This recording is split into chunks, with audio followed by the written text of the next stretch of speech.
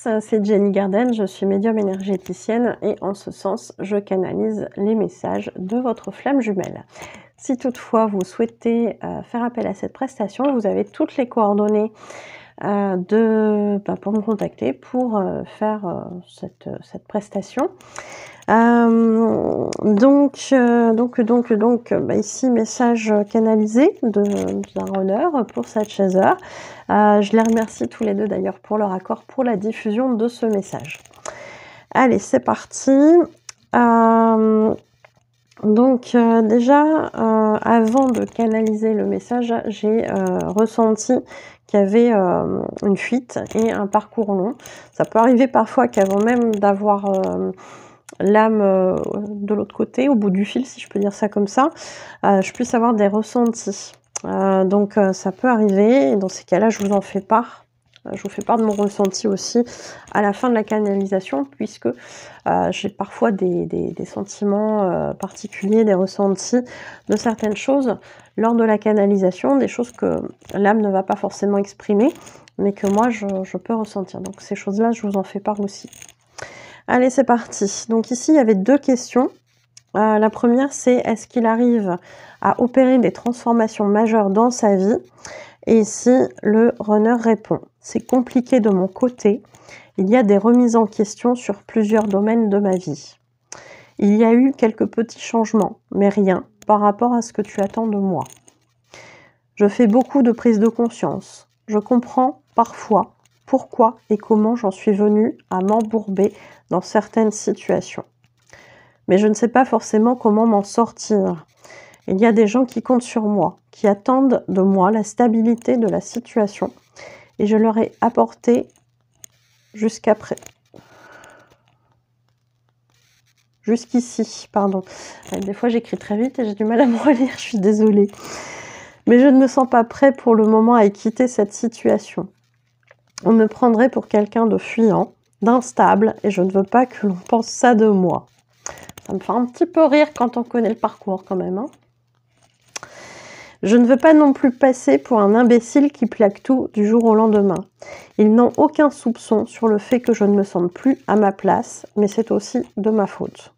J'ai cherché à sauver les apparences pour eux et par peur d'affronter leur mauvais jugement à mon égard. Je ne peux pas encore une fois les décevoir, ils ne comprendraient pas. Bon, on comprend que c'est compliqué aussi pour ce runner. Visiblement, il y a des remises en question, ce qui est déjà très bien. Il y a des compréhensions de certaines choses, ce qui est bien aussi. Parce que sans compréhension, on ne peut pas faire des changements. Donc, c'est déjà une première étape. Donc, il y a eu quand même, s'il le dit, des petits changements dans certaines choses, mais pas forcément sur ce qu'attend cette chaser de lui. Bon, c'est pas grave, il faut bien commencer quelque part de toute façon. Donc il y a des prises de conscience, c'est bien, il comprend comment il en est arrivé à se mettre dans cette situation qui ne lui convient pas, c'est très bien aussi. Mais comme il le dit, et comme beaucoup de runners, j'ai pris conscience de ça, mais je ne sais pas comment m'en sortir. Donc ça se fait après. Ça se fait après, mais effectivement, il y a souvent ce sentiment-là d'être piégé, pris au piège dans cette situation dans laquelle ils reconnaissent après s'être remis tout seul comme des grands. Mais il y a cette notion de surtout pas savoir par où commencer, quoi faire, comment s'en sortir, etc. Ça, c'est des choses qui reviennent souvent. Il y a la notion aussi de se sacrifier pour les autres. On le retrouve ici dans le côté, en fait, j'ai apporté une stabilité à certaines personnes autour de moi. Donc ça peut être au niveau de la famille, alors famille, parents, frères et sœurs et compagnie, ou conjoint avec les enfants aussi. Ça peut aussi arriver là. Donc, il y a des gens qui comptent sur moi, je me sacrifie, j'ai pris cette habitude-là, donc je ne peux pas les lâcher comme ça du jour au lendemain. Qu'est-ce qu'ils penseraient? Donc le regard extérieur. Bien évidemment, on ne veut pas être mal jugé, on est un honneur. On a l'habitude d'avoir son faux self, de tout va bien, j'apporte des choses positives aux autres, je suis serviable, etc. Donc je ne peux pas du jour au lendemain changer ça, c'est pas possible. Comment ils vont me percevoir? J'ai trop peur. Ça, c'est le runner. Le comportement du runner, c'est peur. Souvent ça aussi qui ressort. Et il le dit dans son message que personne imagine qu'il n'est pas bien à sa place, qu'il est en souffrance par rapport à ça, parce que il aura laissé croire que c'était bien, qu'il était heureux.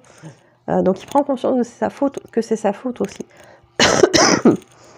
J'ai cherché à sauver les apparences pour eux par peur d'affronter leur mauvais jugement à mon égard. Donc ça, effectivement, ça revient. Alors, question numéro 2, est-ce qu'il projette une vie future avec son chaser? Et si oui, sous quelle échéance? Bon, l'échéance, ça risque d'être un peu compliqué, je pense. On voit bien le chaser qui est en attente de ce temps qui passe, qu'il perçoit, etc. Ce qui n'est pas du tout dans la perception du runner qui, lui, se dit bah, c'est prêt quand c'est prêt, quoi. Et le chaser qui se dit bah non, là, le temps il avance. Surtout que là, on est sur un parcours long, je vous rappelle. Un parcours long, ça peut être 30 ans, voire plus. Hein. Donc c'est vrai que ça peut se comprendre aussi hein, du côté du chaser. Alors, la réponse. Pour le moment, ce n'est pas envisageable dans la matière. Ce n'est pas raisonnable de penser ainsi. Malgré tout, une partie de moi imagine souvent cette future relation où tout se passe bien. Cela me fait rêver, mais mes blessures me découragent. Je finis par me dire que ce n'est qu'un beau rêve et rien de plus. Donc c'est vrai que ça, souvent, c'est aussi comme ça que pense le runner. C'est-à-dire, il en rêve, il fantasme de cette vie avec son chaser. Tout va bien, tout se passe bien, etc. Mais finalement, dans la réalité, il y a des obstacles qui sont plus ou moins infranchissables ou plus ou moins accessibles, faciles à passer, etc. Ça dépend des situations. Mais en général, on a toujours des obstacles sur le parcours de flamme jumelle qui sont quand même assez costauds. Et ça peut être très différent en fonction des perceptions de chacun. Mais on voit que ces blessures le découragent. Il le dit. Il le dit que quelque part, la réalité, c'est pas possible, quoi. C'est pas possible de faire ça. Donc, il y a la notion de je préfère me dire que c'est un beau rêve et que ça n'arrivera jamais dans la vraie vie, entre guillemets. Hein. Donc, on est un runner, on se laisse prendre par les obstacles. Et puis, on se dit que non, ça restera comme ça, à l'état de fantasme. Et puis, ça sera bien comme ça. Donc ça, c'est vrai que c'est souvent comme ça que se comportent les runners. Mais il y a aussi derrière tout ce qu'on sait déjà hein, des runners, c'est de toute façon, je ne mérite pas, ce chaser est trop bien. Alors bien sûr, il ne va pas l'appeler comme ça, il ne va pas l'appeler chaser. Mais voilà, le chaser est sur un piédestal et moi, je ne mérite pas, je suis un runner, je ne mérite pas ça, je ne suis pas quelqu'un de bien. Donc, il y a aussi ça derrière. Hein. Donc, je ne peux pas viser le côté hyper positif. Pour moi, ça, je ne mérite pas, en fait. Il y a cet aspect-là chez le runner. Allez, dans le message libre de ce runner, il est dit « Je ne souhaite pas te promettre des choses auxquelles tu risquerais de t'accrocher en alimentant de l'attente au niveau énergétique, car cela nous desservirait pour le futur. Je préfère être honnête et te dire en temps réel ce qu'il se passe en moi. Mon réveil n'est pas loin et derrière le temps continuera de passer. Ne désespère pas, au contraire, profites-en pour continuer à avancer de ton côté. C'est grâce à ce travail que je peux aujourd'hui être proche de ce futur réveil. Tu le ressentiras en toi. Il y aura des changements dans mon énergie. Je te semblerai plus en demande de ton énergie. Je reviendrai au contact quand tu t'y attendras le moins. J'ai encore beaucoup de vrais changements à mettre en place. Je sais que je n'y couperai pas cette fois. J'ai évité cela pendant des années, mais cela devient nécessaire. J'aurai bientôt cette force. Tu seras surprise des futurs changements qui auront bientôt lieu. Rassure-toi, même depuis toutes ces années, je ne t'ai jamais oublié. Ton souvenir reste gravé dans ma mémoire. J'apprends à l'accepter et cela me réchauffe le cœur. J'ai trop longtemps essayé de t'oublier. Je comprends que c'était en vain. Je l'accepte désormais et j'arrête de fuir notre lien. À bientôt. Bon, sur la fin, c'est un beau message quand même, un beau message d'espoir. On sent hein, toujours encore chez les runners de toute façon cette lutte entre je voudrais mais je peux pas, je voudrais mais je mérite pas, je voudrais mais c'est pas possible. Voilà, on le sait, c'est régulier. Et on a aussi cette franchise d'un côté dans ce message de dire bah, je ne peux pas te promettre des choses que je ne peux pas assurer là tout de suite. Et ça, c'est très runner aussi. C'est très runner parce qu'à l'intérieur de lui, le runner, il sait quelque part que la personne, son chaser, c'est la personne qui sera vouée avec laquelle il sera voué à passer sa vie, pour ceux qui vont se réunir dans cette incarnation. Dans ce sens-là, bah, ils savent aussi parfois que c'est pas le moment. Et ça, ils ont une sorte de sagesse quelque part de dire bon bah en fait là c'est pas prêt, donc bah, je fais autre chose. Et parfois effectivement faire autre chose ça nécessite d'aller avec des tierces pour avancer, etc. C'est pas évident quand on est un chaser d'entendre ça, je sais que ça peut piquer, mais c'est vrai.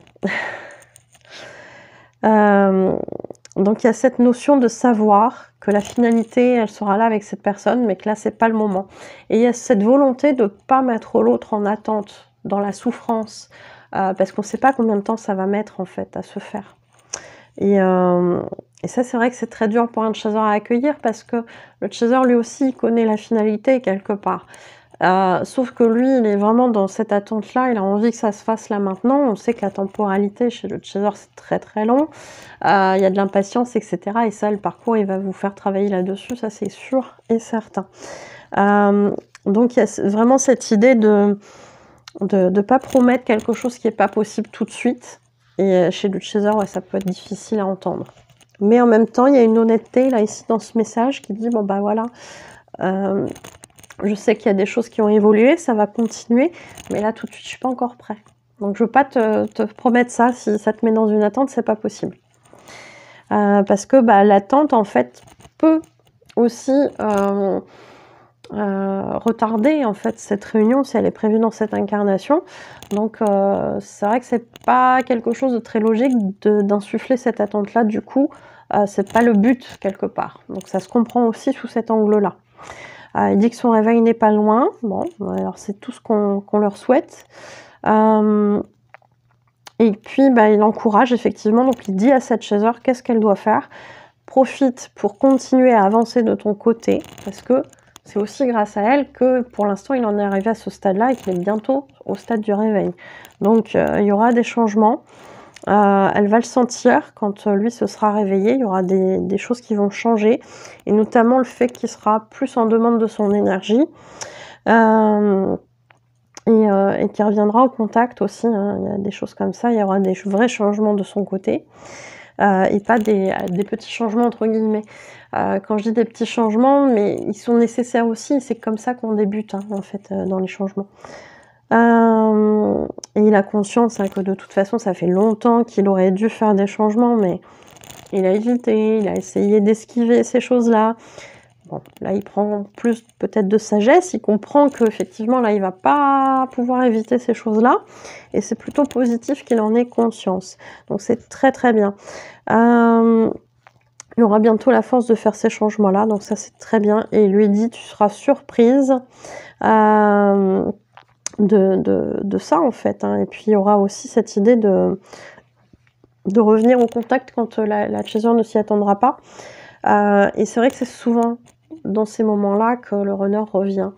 La chaser souvent est dans sa complétude, elle fait sa vie, elle est bien, etc. Et puis en fait comment je pourrais dire ça, il y a cette notion de, oui, quelque part, de s'être détaché du lien, de s'être détaché des attentes envers son runner, etc. Et le runner, il le sent.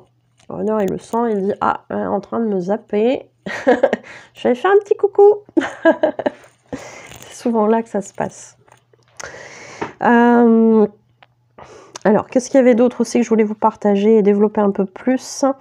Donc, il nous le dit hein, ici, hein, il le dit à cette chaser, rassure-toi, je ne t'ai pas oublié malgré toutes ces années. Il y a quelque chose qui est resté gravé hein, ici dans la mémoire. Il n'y a plus cette lutte visiblement avec ce souvenir de l'autre. C'est-à-dire que pendant longtemps, il a certainement cherché à occulter ce souvenir qui revenait, qui revenait, qui revenait. parce que c'était une façon de se protéger, parce que c'était douloureux. Après, tout dépend dans les parcours, on a des circonstances diverses et variées qui amènent à une séparation, à une rupture de contact, mais le souvenir reste là quelque part. Et souvent, le runner va lutter contre ce souvenir. Il veut pas que son chaser revienne dans sa vie, au sens où il veut pas que ça l'encombre, que ça le gêne avec sa tierce peut-être, etc.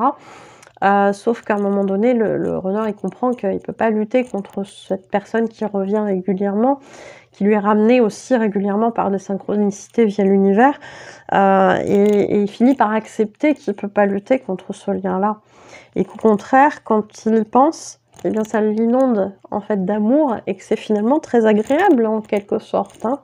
Parce que là, il dit que ça lui réchauffe le cœur, donc c'est bien.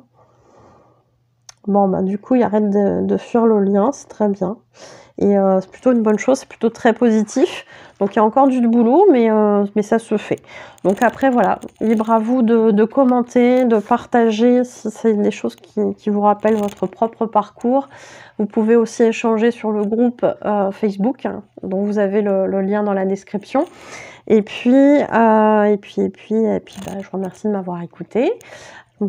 J'espère que ça vous aura aidé et je vous dis à bientôt. Prenez soin de vous.